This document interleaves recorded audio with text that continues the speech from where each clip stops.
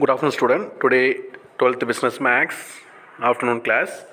So ஏற்கனவே நம்ம பார்த்துட்டு இருக்கிற டாபிக் வந்து 5th சாப்டரில் நியூமெரிக்கல் மெத்தட்ஸ். அதில் வந்து டிஃப்ரென்ஸை பற்றி பார்த்தோம். ஃபைனைட் டிஃப்ரென்ஸில் நிறைய மெத்தட்ஸ் இருக்குது. ஒன்று ஃபார்வேர்டு, ஒன்று பேக்வேர்டு. ஸோ இதுக்கான ஃபார்முலாலாம் நம்ம பார்த்துருக்கோம் ஏற்கனவே. ஸோ இன்றைக்கி கிளாஸ் வந்து பேக்வேர்டு டிஃப்ரென்ஸ் ஆப்ரேட்டர். ஏற்கனவே ஃபார்வேர்டு பார்த்தோம், இன்றைக்கி பேக்வேர்டு. ஸோ ஃபார்வேர்டு பார்த்தீங்கன்னா ட்ரையாங்கிள் ஷேப்பில் இருக்கும். பேக்வேர்டு பார்த்தீங்கன்னா நெப்லா, இது பேர்னா நெப்லான்னு சொல்லுவாங்க. இது பேர் டெல்டா, சரிங்களா? இது பேர் நெப்லா. ஸோ பேக்வேர்டு அப்படின்னா என்னான்னு சொல்லணும். ஸோ ஃபார்வேர்டு உங்களுக்கு தெரியும். ஃபார்வேர்டில் Y1 கேட்குறாங்க அப்படின்னு சொன்னால் Y2லேருந்து Y1 மைனஸ் பண்ணணும். அதை இதை விட ஒன்று அதிகமானதுலேருந்து இதை மைனஸ் பண்ணணும். இதான் டெல்டா பார்த்தோம், சரிங்களா? இப்போ நம்ம பார்க்க போகிறது நெப்லா. நெப்லா எப்படி அப்படின்னு சொன்னால், நெப்லா Y1 இந்த Y1லேருந்தே Y0 மைனஸ் பண்ணணும். Y2 இருந்துச்சுன்னா Y2லேருந்து Y1 மைனஸ் பண்ணணும், சரியா? இதுலேருந்து இதோட ஒன்று கம்மியாக இருக்கிறத மைனஸ் பண்ணணும். ஸோ இதான் கான்செப்ட் அங்கே, சரிங்களா? இதில் first backward is called first backward, அதாவது ஃபஸ்ட்டு பேக்வேர்டு,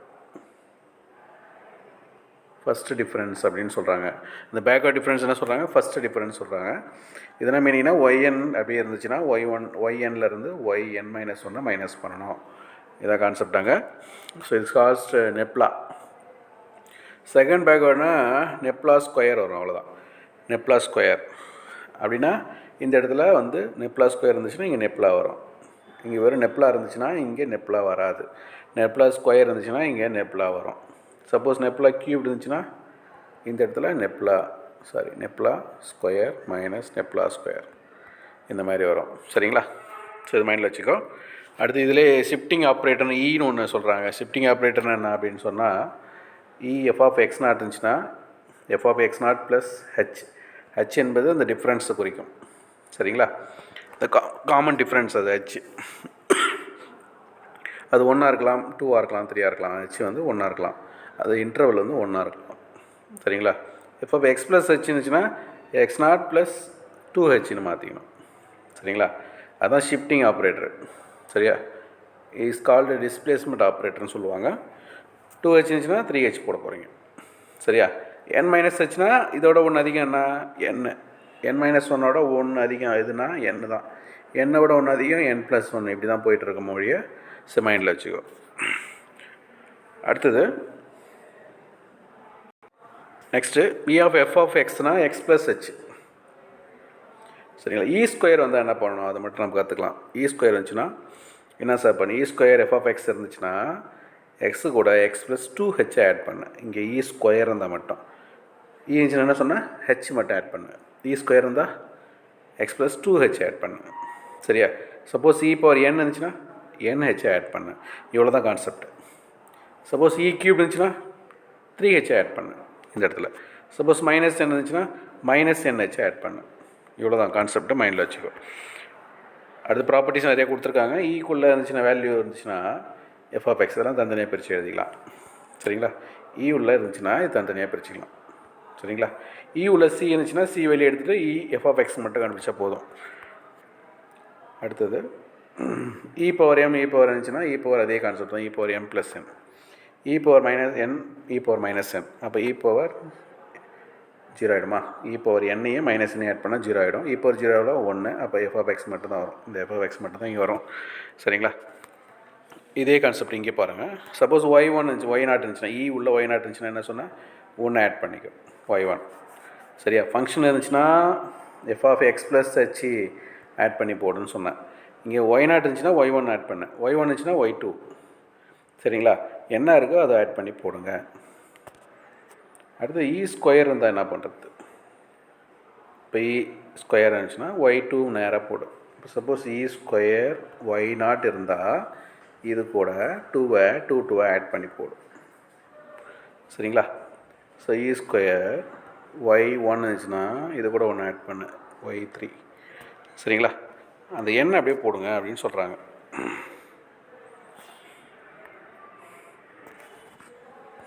அடுத்தது relationship between the operator delta nabla so delta தூக்கிட்டு என்ன போடலாம் பாருங்கள், இதான் முக்கியமான விஷயம். இதான் சம் போட போகிறோம்.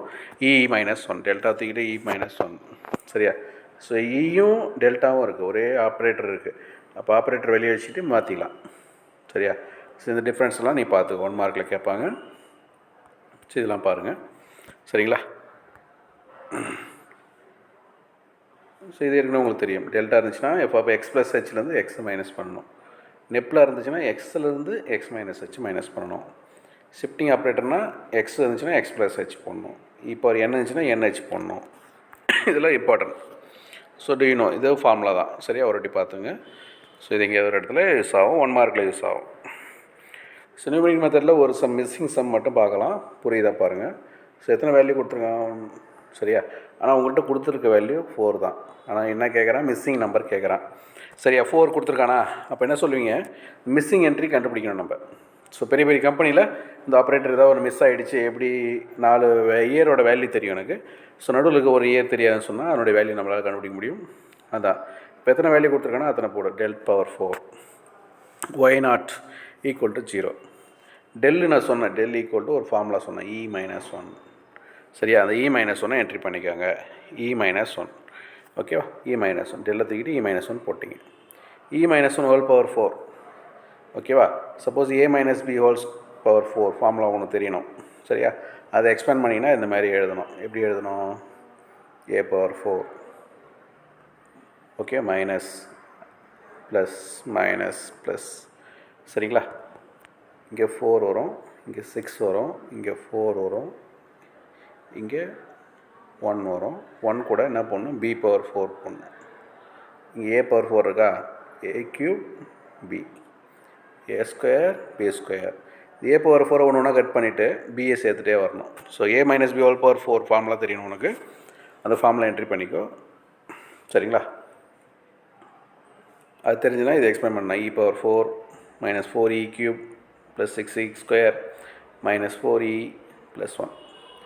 y0 உள்ளே கொண்டு போகிறீங்கன்னு வச்சுக்கோ, கூட அப்போ என்ன ஆகிடும், y4 ஆகிடும். ஸோ நான் சொல்லியிருக்கேன் ஃபார்முலா, அது ப்ராப்பர்ட்டி பார்த்தீங்கன்னா தான் உனக்கு புரியும். y³ இருந்துச்சுன்னா E³ இருந்துச்சுன்னா y3 வரும், E² இருந்துச்சுன்னா y2 வரும், E வந்துச்சுன்னா y1 வரும். இது y0. சரி y4னா இது y1 y2 y3 y4. சரி இது y0, இது y1 y2 y3 y4 இதுதான். இந்த 4 கீழே இருப்பார் y4, அதுதான் 81 4 y3 தெரியாது, இதுதான் y3 தெரியாது விட்ரு. இது y2 9. இதெல்லாம் என்ட்ரி பண்ணி ஒர்க் அவுட் பண்ணுங்கள். ஒர்க் அவுட் பண்ணிங்கன்னா ஸோ இந்தமாதிரி y3 மட்டும் தனியாக வச்சுக்கோ. y3யோட வேல்யூ கிடைக்கும், எவ்வளோ வருது, 31 வருது சரிங்களா. 31 தான் அந்த மிஸ்ஸிங் நம்பருன்றதை சொல்கிறோம். ஸோ இந்த கான்செப்ட் யூஸ் பண்ணி நம்ம தெரியாத நடுவில் இருக்க ஒரு value year, population in 1000.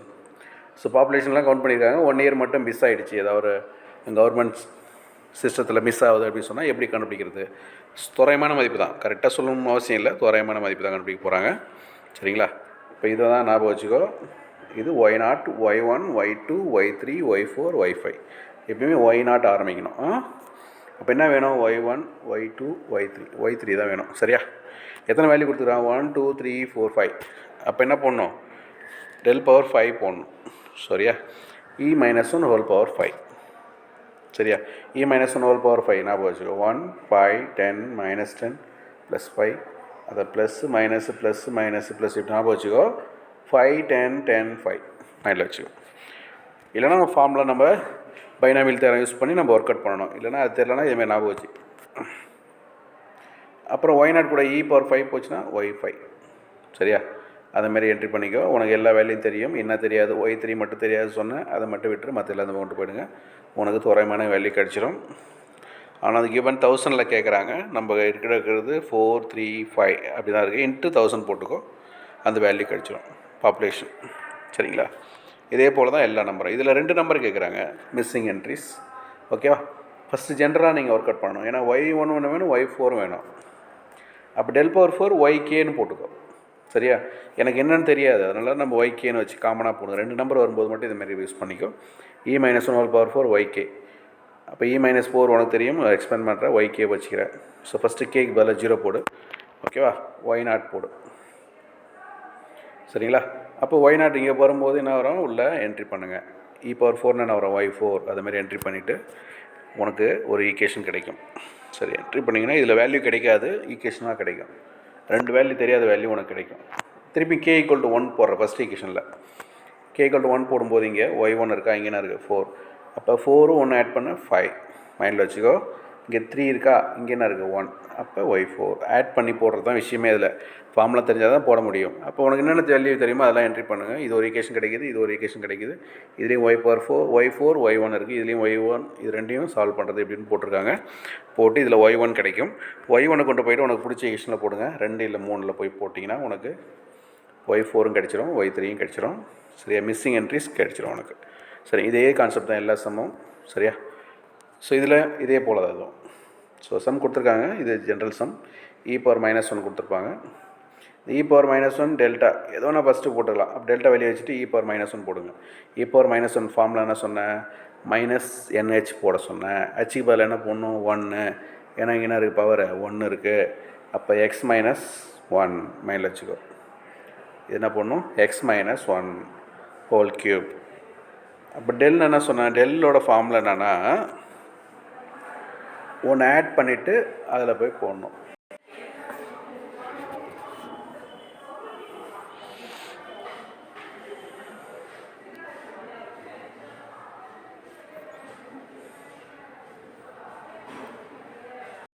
So இதில் பார்த்தீங்கன்னா a - b whole cube formula இருக்கும். a - b ஹோல் கியூப் ஃபார்முலாவில் உனக்கு எக்ஸ்பேண்ட் பண்ணுறது, இது அவுட்ரு பிரச்சனை இல்லை, இது எக்ஸ்பேண்ட் பண்ணியிருக்காங்க.